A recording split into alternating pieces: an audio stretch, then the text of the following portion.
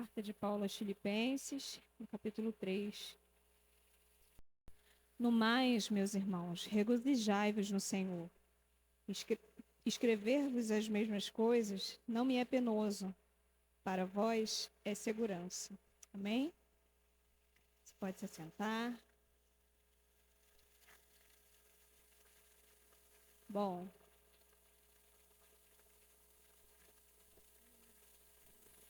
sei que os irmãos já estão cansados de ouvir isso, né? Mas desculpa aí pelo nervosismo se eu me atrapalhar, tá bom? Mas enfim.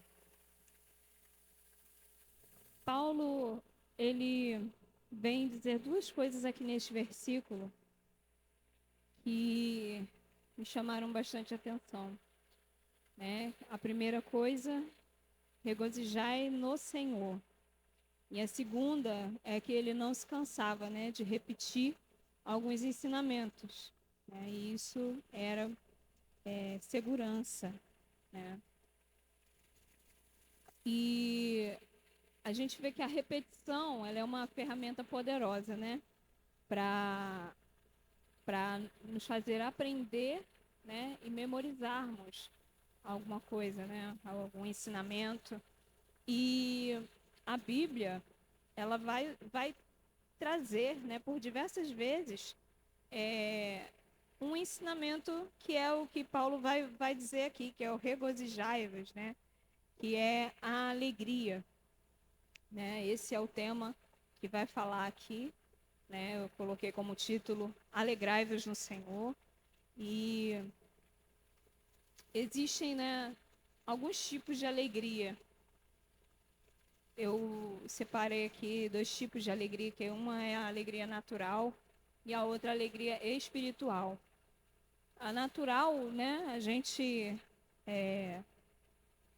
pode perceber por fatos que acontecem na nossa vida que nos deixam alegres, né? Talvez o nascimento de algum bebê, alguma vitória que alcançamos, né? A aprovação em alguma prova, a conquista de um trabalho, né? De um emprego ou de uma aquisição de algum bem. Isso tudo são coisas que acontecem na nossa caminhada, na nossa vida, que nos deixam alegres. Essa é a alegria natural do ser humano, né? Mas também existe a alegria espiritual, que é a que todo cristão ele deve experimentar e viver a alegria espiritual. E aí, lá em João, no capítulo 15, no versículo 11, Jesus vai dizer assim: estas coisas vos tenho dito para que a minha alegria permaneça em vós e para que a vossa alegria seja completa. Aleluia. A alegria espiritual é a alegria que vem de Cristo, né? Ela é a que vem do Senhor. E ele diz aqui, olha, eu vos digo essas coisas para que a minha alegria permaneça em vós. A alegria espiritual, ela não é uma alegria passageira, como a alegria natural, né? Nos alegramos quando a gente recebe aquele bebezinho, mas aí o bebezinho vai crescendo, enfim. Não que a gente deixe de se alegrar com os filhos quando eles crescem, né? Mas aquela alegria, né? Tanto é que a gente sempre gosta, né, daquela nostalgia de olhar foto, ai, que saudade do meu bebezinho, né? Enfim. Mas a alegria em Cristo, ela é permanente. E essa é a alegria que nós devemos ter. Cada cristão deve viver essa alegria, né? A alegria, e o fato é um fato que a alegria do cristão, né, deve estar em Cristo, apesar das circunstâncias. Aí eu me lembro lá de Abacuque, se você quiser abrir comigo, Abacuque capítulo 3.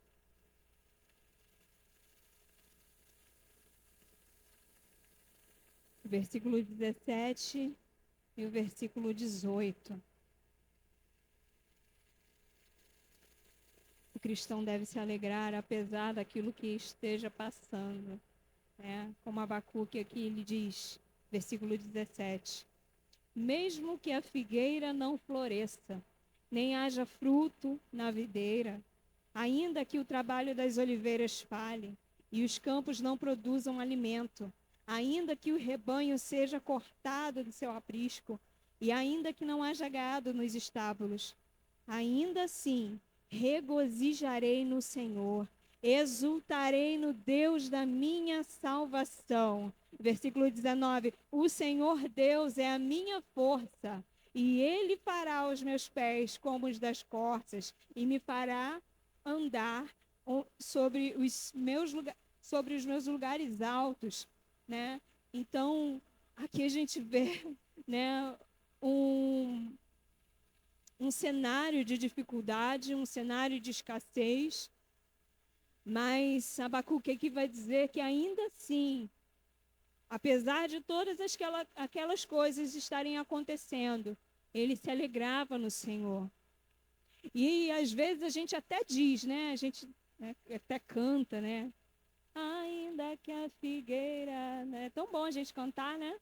Mas e quando a gente está passando pela dificuldade? Aí já é outra história, né? Aqui, Abacuque não estava falando de algo que ele não sabia, mas ele estava vivendo, né? Então, ele tinha propriedade para dizer, ainda que isso tudo esteja acontecendo, eu me alegro no Senhor.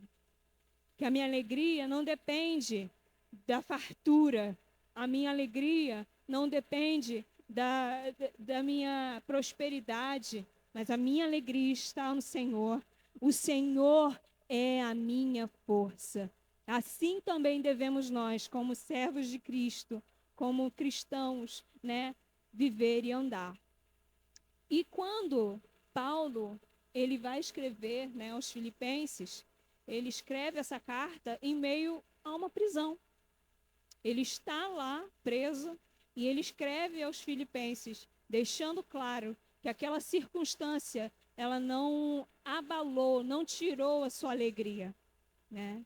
Lá, quando a gente olha no capítulo 1 de Filipenses,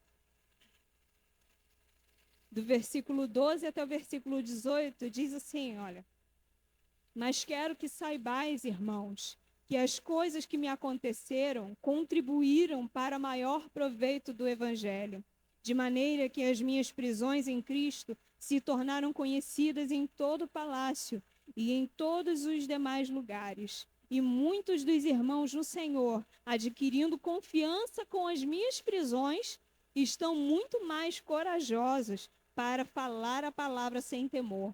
Alguns, de fato, até pregam a Cristo por inveja e contenda, e outros também de boa vontade.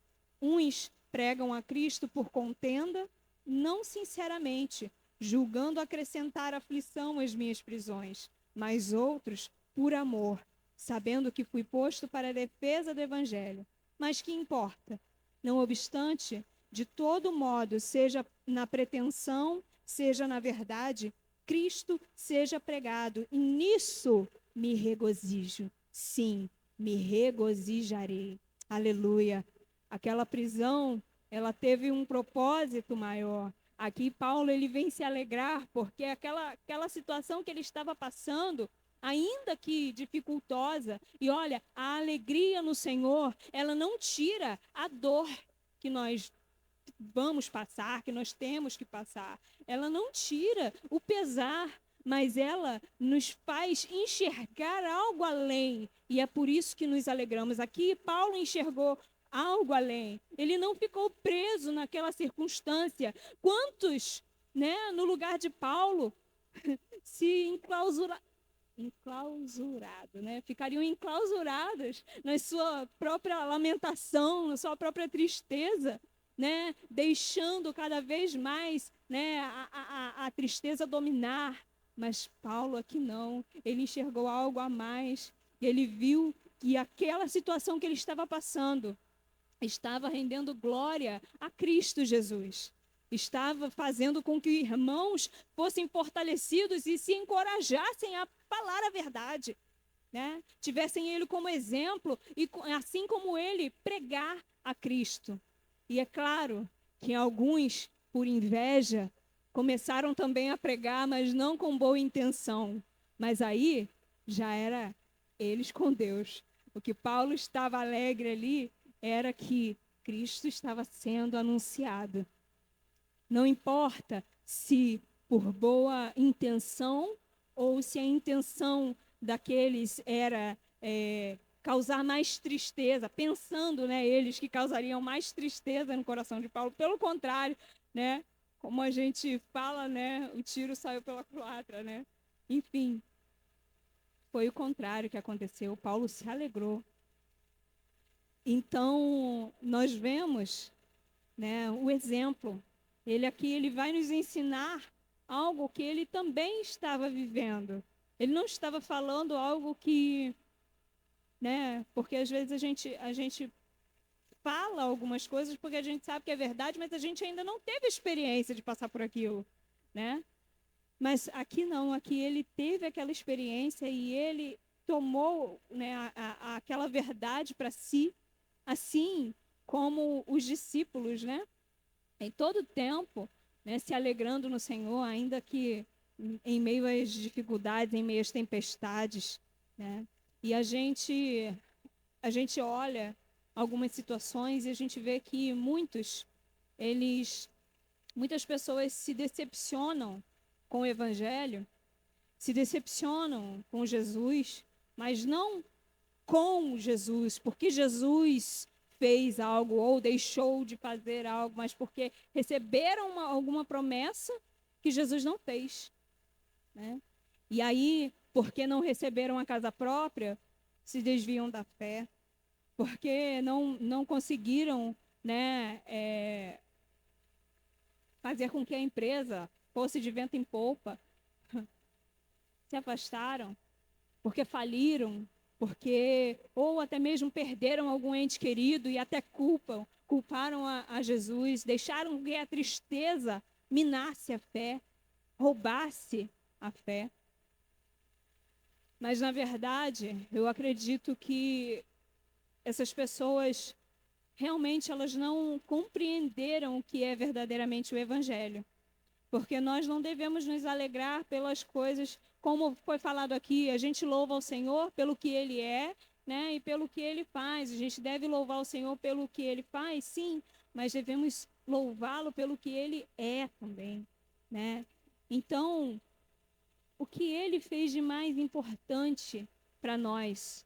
Ele se entregou, ele deu a sua vida por nós. Ele morreu a nossa morte e ele ressuscitou, está à destra do Pai reinando eternamente.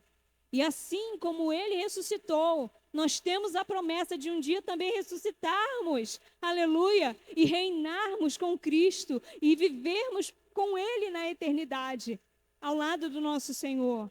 E essa deve ser a fonte da nossa alegria. Jesus, o Verbo que se fez carne, que viveu, que andou, que pisou nesse chão, que viveu uma vida santa, uma vida íntegra, e que mesmo não cometendo nenhum pecado, foi açoitado por nós, foi morto por nós, foi ressuscitado para a glória de Deus. Aleluia. Ele deve ser a fonte da nossa alegria. Glória a Deus. E então que a nossa alegria, ela não venha a ser movida pelas circunstâncias. Ela não venha mudar conforme aquilo que nós estamos vivenciando, né? Que a nossa satisfação esteja plenamente no Senhor. Aleluia. Não é errado a gente se alegrar, né, naturalmente. Pelo contrário, quão bom é, né, a gente se alegrar com as situações da nossa vida. Mas o que eu quero dizer aqui é que nós não podemos deixar com que as coisas ruins venham atrapalhar a nossa caminhada com Cristo. Aleluia. E outro fato aqui que Paulo ele vem falando nesse texto é que a alegria do cristão deve estar em Cristo e não nas nossas forças, não naquilo que a gente pode fazer. A nossa confiança é a justiça de Cristo. E aí ele vai falar o seguinte, no versículo 2, capítulo 3, versículo 2, diz assim: guardai-vos dos cães, Guardai-vos dos maus obreiros, cuidado com a mutilação. Aqui está uma palavrinha diferente, talvez na sua Bíblia esteja com a circuncisão, né? Por que ele vem dar essa recomendação? Porque havia um grupo de judaizantes que estavam pregando que as pessoas só seriam salvas se elas se circuncidassem, né? E esse grupo está desde Atos, no capítulo 15, versículo 1, diz assim: E descendo certos homens da Judéia, ensinavam os irmãos e diziam: a menos que sejais circuncidados, conforme o método de Moisés, não podeis ser salvos. Aí veio, né, aquela situação toda do Concílio de Jerusalém, enfim. E mesmo assim, haviam pessoas, né, que continuavam a anunciar aquilo, a pregar aquilo como uma verdade, como se Cristo não fosse suficiente, como se o sacrifício de Cristo não fosse suficiente. Olha, você crê em Cristo? Que bom, mas você tem que fazer isso aqui. Isso aí é o que as religiões fazem, né?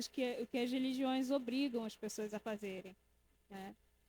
E nós vemos que isso traz um peso muito grande para as pessoas, né? Traz um peso muito grande para que isso impede que as pessoas confiem em Cristo, e as pessoas começam a confiar na sua própria carne. É por isso que ele combatia, né, tal ensinamento, porque isso tira a glória de Cristo e transfere para o homem, como se o homem pudesse conquistar a salvação por uma situação que ele possa fazer, né, pela circuncisão. Aí ele vai e fala aqui que deixa eu ver. No versículo 3, ele vai dizer: porque a circuncisão somos nós que adoramos a Deus em espírito e nos regozijamos em Cristo Jesus e não temos confiança na carne. Ou seja, a circuncisão verdadeira não é aquela que o Senhor realmente estabeleceu na lei, né? Mas ela simbolizava algo maior. A circuncisão verdadeira era a circuncisão do coração do homem. É a transformação de vida, né? Então, as pessoas, elas pegam a palavra e por não terem o entendimento completo, o entendimento do Espírito, acabam ali trazendo, né, heresias. E aí Paulo ele vai trazer, né, esse entendimento. Olha, a circuncisão somos nós que adoramos a Deus em espírito e nos alegramos não na nossa carne, mas no que Cristo fez por nós. É a justiça de Cristo em nós. Aleluia. Glória a Deus. E então ele vem dizer, né, em versículos abaixo, né, versículo 4, né, ele vai dizer que se fosse para confiar na carne, ele tinha mais que direito, né, de fazer. Porque vai dizer assim: embora eu também possa ter confiança na carne, se algum outro homem pensa que pode confiar na carne, ainda mais eu. Por quê? Circuncidado ao 8º dia, da linhagem de Israel, da tribo de Benjamim, hebreu de hebreus, no tocante à lei, um fariseu, segundo o zelo perseguidor da igreja, no tocante à justiça que está na lei, irrepreensível. Ou seja, se alguém tem que se gloriar, muito mais eu. Porque eu não sou um simples gentil que se converteu, né, ao judaísmo. Não, eu sou hebreu de hebreus. Eu fui circuncidado ao 8º dia, como manda a lei. Está no meu sangue, está na minha, né, na minha genética. Eu sou descendência de Abraão. Ele podia muito bem falar isso, né? Mas é o contraste, né? Lembra? Quando Jesus, ele sempre falava, né, contra os fariseus, né?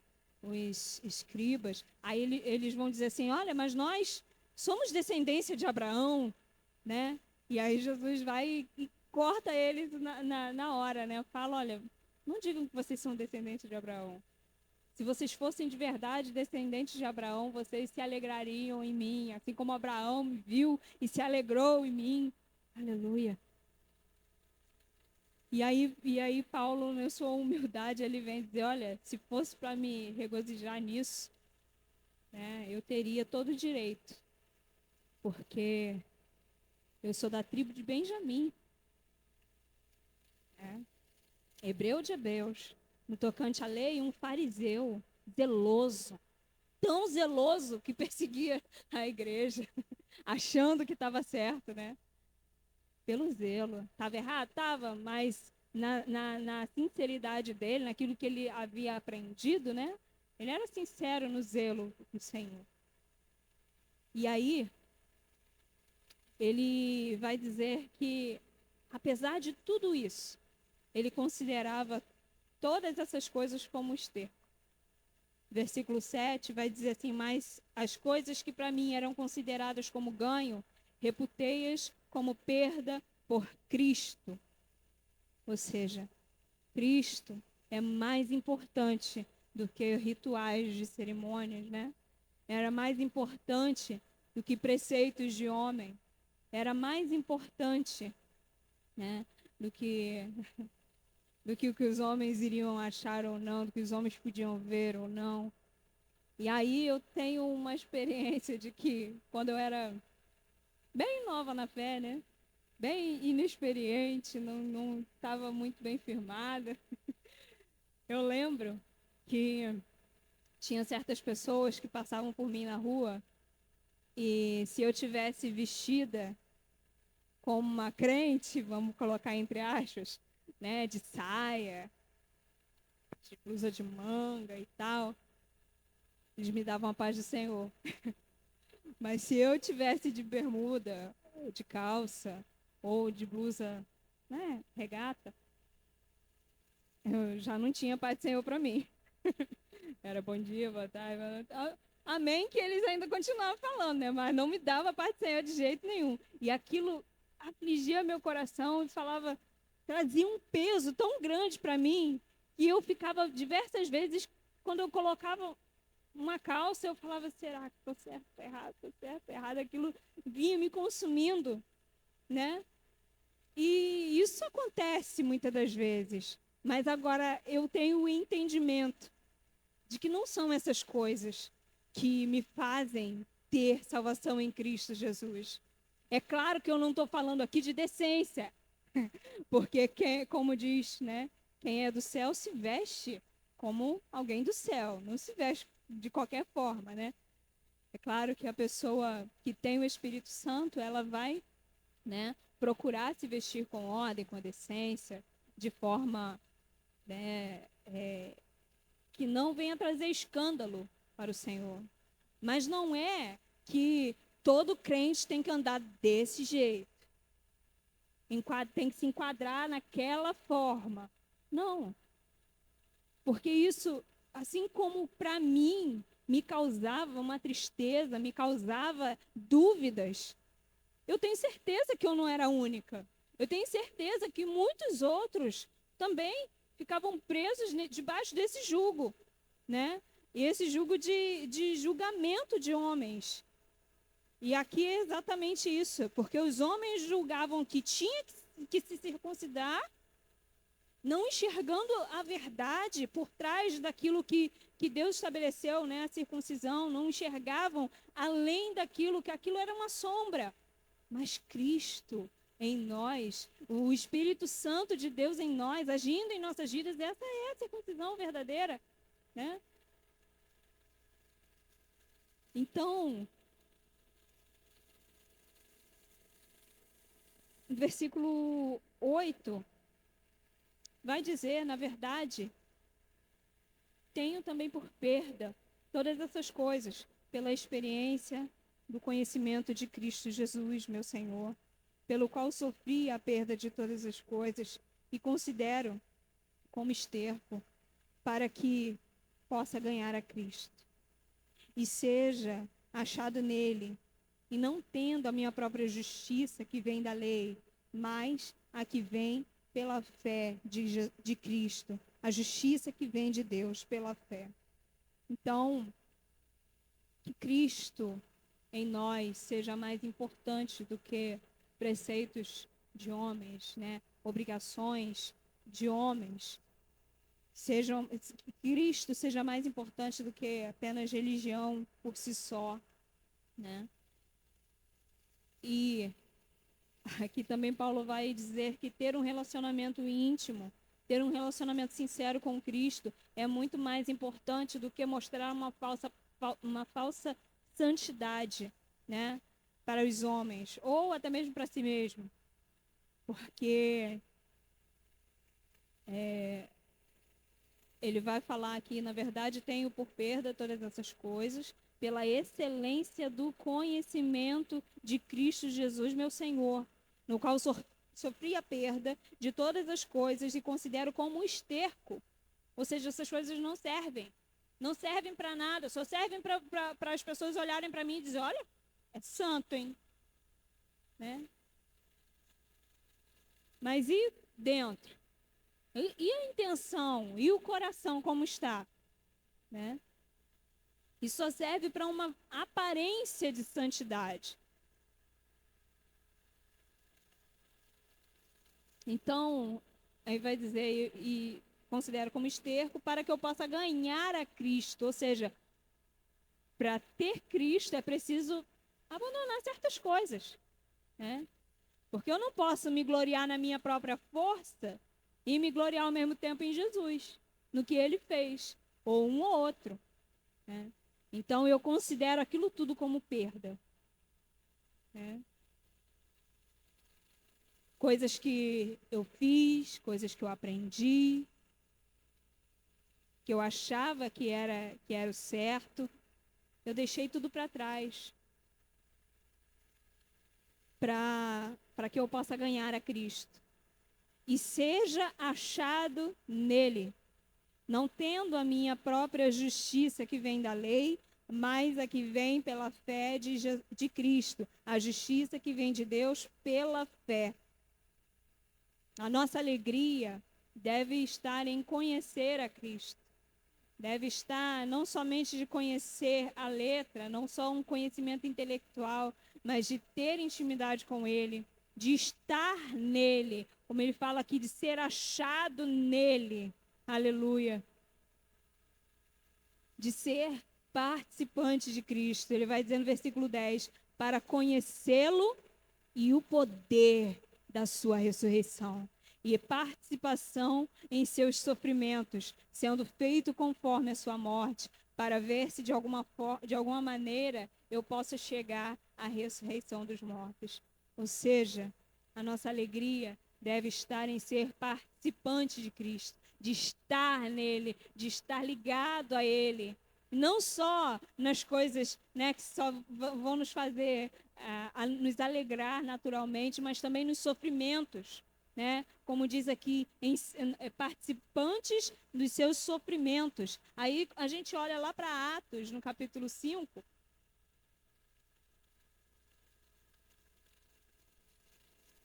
Versículo 41.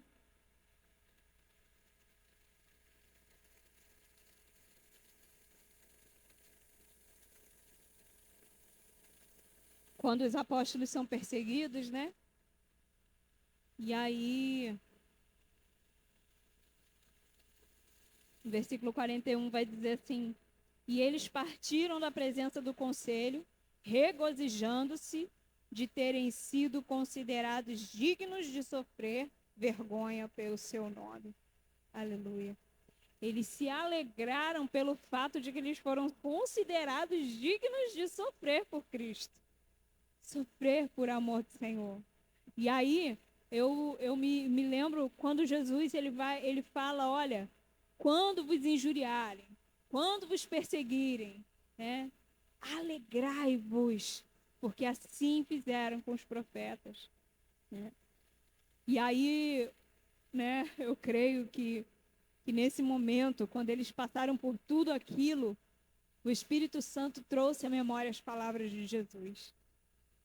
E que no momento também das nossas aflições, no momento das nossas dores, no momento de tristeza, nós possamos também nos alegrar e nos lembrar que o Espírito Santo de Deus venha trazer isso na nossa mente, no nosso coração, essa verdade, que a nossa alegria, ela não depende daquilo que a gente está passando, mas a nossa alegria está em Jesus. Está em Jesus porque Ele se deu por nós, porque Ele é a nossa justiça, porque Ele morreu e ressuscitou. E lá em 2 Timóteo, no capítulo 2,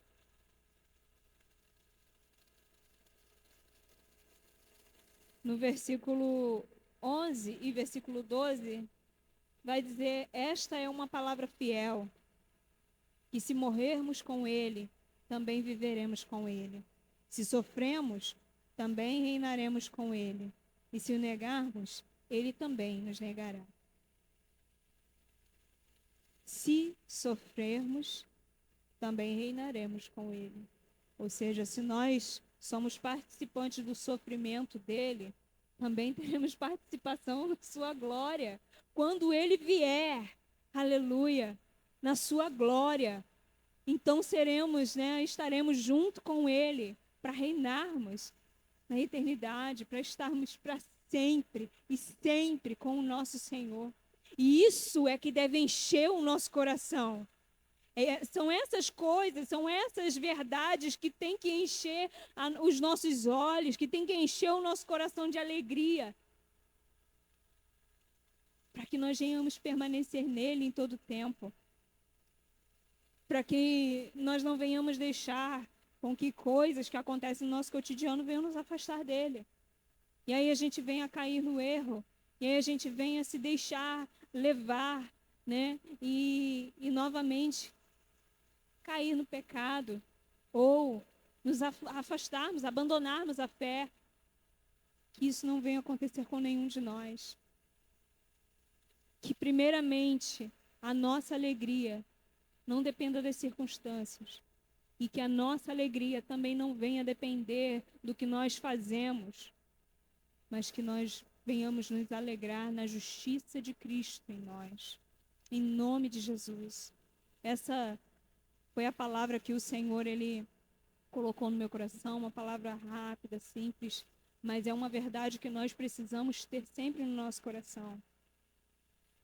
Porque nós vivemos num mundo de muitas tristezas. A gente olha e não tem perspectiva boa, de alegria, de coisas, estou esperando aí uma coisa, poxa, que vai acontecer, que vai alegrar minha vida e tal. Não.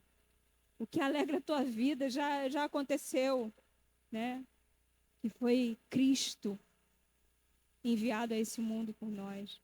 Essa demonstração de amor incomparável, isso tem que ser a alegria da tua vida. E que você possa todos os dias, assim como Paulo, deixar de lado tudo por amor a Cristo. Deixar de lado tudo para ganhar a Cristo. Deixar de lado tudo para conhecer a Cristo. Na intimidade, no dia a dia, na comunhão. Aleluia. Que nós venhamos nos alegrar nisso. Que seja a nossa alegria estarmos na presença do nosso Deus. Que venhamos fazer como o salmista, alegrei-me quando me disseram, vamos à casa do Senhor. Quantas vezes, a gente vem por vir. Se isso tem acontecido com você, se lembre que você não está aqui por acaso, mas você está aqui porque foi pago um alto preço. Isso deve alegrar seu coração. E você deve se regozijar no Senhor. Deve se alegrar no Senhor por isso. Em nome de Jesus. Eu te convido a se colocar de pé e a orar comigo. Que Cristo verdadeiramente seja a nossa alegria. Senhor, nesse momento eu te agradeço, Pai. Te agradeço por tudo que o Senhor tem feito em nossas vidas. tem nos feito conhecer, tem nos feito aprender de Ti. Pai, que cada um dos Teus filhos aqui presentes, meu Deus, venha estar firmado na Tua verdade. Venha estar fortalecido em Ti, Senhor, e venha se alegrar em Ti, independente das circunstâncias, Pai. Nós não sabemos o que vamos viver amanhã, o que iremos passar daqui a alguns meses, daqui a anos, mas o Senhor tem a nossa vida, Senhor, em Tuas mãos. Então que a nossa satisfação esteja em Ti. Pai, ainda, Senhor, que venhamos enfrentar, meu Deus, o luto, que ainda que venhamos enfrentar, Senhor, alguma enfermidade, que ainda que venhamos enfrentar, Senhor, seja o que for, o desemprego, enfim, Pai. Ó, Senhor, que a nossa alegria esteja em Ti, que nós não venhamos perder, Senhor, e isto em nome de Jesus, que nós não venhamos perder a nossa comunhão contigo, meu Pai, pelas coisas que nos acontecem, não, Senhor, que pelo contrário, que essas coisas nos façam estar cada dia mais firmados em Ti, Jesus. Oh, Senhor, assim como o Teu servo Paulo se alegrou, ainda, Senhor, passando por aquela prisão e ainda trouxe um ensinamento para a Tua igreja, que assim também nós também venhamos ser, Pai, que nós venhamos testemunhar de Cristo, e anunciar, Senhor, a salvação em nome de Jesus, não apenas quando tudo for bom na nossa vida, quando tudo nos vá bem, mas quando as coisas apertarem para o nosso lado, que nós venhamos manter a nossa fidelidade a Ti, que nós venhamos manter os nossos olhos em Ti, Senhor. Em nome de Jesus, e que jamais venhamos nos afastar dessa verdade, Pai, para a glória do Teu nome, Senhor. É o que eu te peço nesse momento e te agradeço em nome de Jesus. Amém, Senhor, e amém.